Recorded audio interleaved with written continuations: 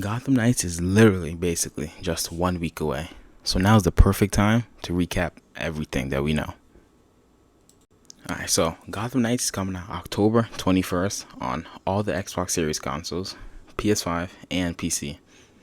The game is set in a Batman universe following, his death, with four main characters: Robin, Batgirl, Nightwing, and Red Hood pick up the pieces. The story is a new and original story, separate from the Arkham games, but you do have some of his best villains, including Harley Quinn, Mr. Freeze, and even the Court of Owls. So each knight has 11 different skins, and each skin has some customizable options, so you can tweak the skin to how you want it to look, basically. It's a great feature, and there's even going to be transmog day one. Don't you guys love when the games do that? Anyway, speaking of skins, did you guys know that certain skins and cosmetics change the knight's hair? This skin here, Nightwing can be seen with a ponytail in the Shinobi suit, and in this skin, longer hair. That's actually really cool that they added that. I'm sure they look amazing in game too. I bet you guys didn't even know that Gotham Knights actually encourages replayability. For each cutscene and section of the story, each character responds differently to the mission or something like that. They have different history with the characters and much more. Warner Bros. Themselves even saying you won't see every part of the story on one playthrough, meaning that every character's story will change depending on who you pick. So that will definitely be a fun experience. Speaking of fun experiences, we have to talk about the skill trees. The progression system in Gotham Knights is looking pretty good. Each knight has 4 skill trees, 3 of them being unique to that specific character you choose, and one of them, Knighthood, as it's called, being a universal skill tree that you unlock later in the game. So these skill trees are going to be super important in boss fights especially. We already saw the Harley Quinn boss fight, which looks great. Well, great in single player at least. And I don't know about you guys, but I'm really interested to see how the combat feels. Obviously, I couldn't get my hands on it because, who am I? But I can't really judge how the combat is going to feel just based off videos. But what we do know is that there's light attacks, heavy attacks, and you can interrupt certain attacks with abilities, and you hold down certain buttons for abilities too.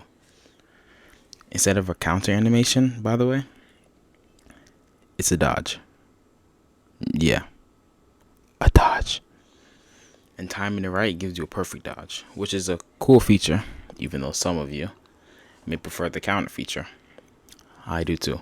But we gotta wait and see how it feels when the time comes. And right now is the time for you guys to subscribe.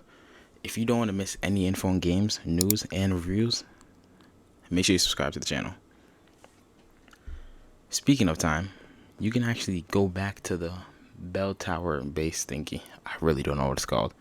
And then it's daytime. So basically, you go out at night, you fight crime, aka just doing missions and beating up thugs, and you return back to the bell tower. You can switch to different characters in there as well. And you actually switch out your outfits, and you spend your points on your skill tree in there too. From what I've seen, the skill trees look pretty solid. There's combat upgrades to spice up the combat a little bit, like a grapple hook pull to bring your enemies towards you. And there's even health upgrades and a lot more. Definitely going to help in terms of keeping the combat fun and interesting. Now, speaking of fun, that bat cycle is amazing. I don't know. I didn't even get to use it, but it just looks great. I mean, it's like Motocross Madness, but in Arkham. Like, imagine riding that to your next mission. Yeah, it's gonna be fun. Now, something that isn't fun to other people, the city. Yeah, it's pretty empty. I don't know to what extent exactly, but apparently, empty bowl. There's like 0 to 1 pedestrians on the street and like 1 car driving on the road. Apparently, the in-game reason for this is that due to a bunch of homicides, the GCPD ordered people to stay inside. So that does make sense since Gotham is literally a COD gun game map at this point. I mean, seriously, there's no way you rent a 3-bedroom here. You have to sneak around the corner just to get groceries. So you see a green question mark on your egg carton. On the topic of sneaking and stealth, we haven't seen much of the stealth. And honestly, it just looks normal. I haven't seen anything really wrong with it, but I haven't seen anything exactly spectacular. We know that Tim Drake is actually the main stealth-based character, so maybe he'll be a little more interesting in terms of that. But I guess we do just have to wait and see. Another interesting thing is that you guys should subscribe to stay up to date on all gaming news, info, and gaming reviews. That is all. Have a great day. Stay safe, stay hydrated, and stay loving.